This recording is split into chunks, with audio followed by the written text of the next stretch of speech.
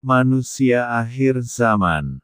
Diriwayatkan dari Ibnu Abbas radhiyallahu anhuma bahwa ia berkata, kalau Rasulullah shallallahu alaihi wasallam bersabda, di akhir zaman akan muncul para kaum yang wajah mereka adalah seperti wajah manusia. Hati mereka adalah seperti hati setan. Sifat mereka adalah seperti sifat macan yang buas berbahaya. Di dalam hati mereka, tidak ada sedikit pun rasa belas kasih. Mereka adalah kaum-kaum yang menumpahkan darah dan tidak menghindari keburukan. Apabila kamu mengikuti mereka maka mereka akan mendekatimu. Apabila kamu menunda sesuatu dari mereka maka mereka akan menggibahmu. Apabila kamu percaya kepada mereka, maka mereka mengkhianatimu. Para anak kecil dari mereka adalah yang suka berhutang. Para pemuda dari mereka adalah yang berkelakukan buruk. Para orang tua dari mereka adalah yang berkelakukan dosa. Mereka tidak memerintahkan kebaikan, dan tidak mencegah kemungkaran. Mencari kemuliaan dengan perantara dukungan dari mereka adalah suatu kehinaan. Hukum dan tara mereka adalah bid'ah. Bid'ah di kalangan mereka adalah kesunahan.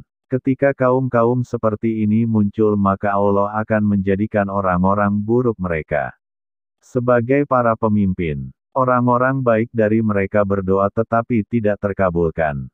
Syekh Muslim Al-Abadani berkata, telah mendatangi kami, yaitu Soli Al-Muri, Abdul Wahid bin Zaid, Ataba Al-Gulam, dan Salma Al-Aswad. Mereka mengajakku dan kemudian beristirahat di tepi laut. Suatu malam, aku telah menyiapkan makanan untuk mereka. Aku mengundang mereka untuk makan bersama. Ketika mereka telah datang, aku meletakkan makanan di depan mereka. Tiba-tiba ada suara yang berasal dari tepi laut dengan suara keras.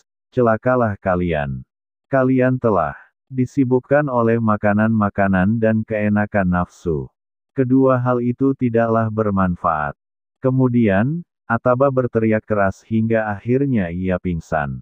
Mereka pun menangis dan menyingkirkan makanan. Mereka tidak mencicipi satu suapan pun. Muaz bin Jabal radhiyallahu anhu berkata bahwa Rasulullah shallallahu alaihi wasallam bersabda, akan datang suatu zaman di mana manusia tidak lagi mengamalkan kesunahanku. Mereka melakukan bid'ah. Barang siapa yang mengamalkan kesunahanku pada zaman itu, maka ia adalah seperti orang asing dan sendirian. Barang siapa mengikuti kebid'ahan mereka maka ia akan memiliki 50 teman atau lebih banyak. Para sahabat bertanya, apakah setelah zaman itu ada kaum yang lebih utama daripada kami? Iya, ada. Apakah kaum itu mengenal Anda?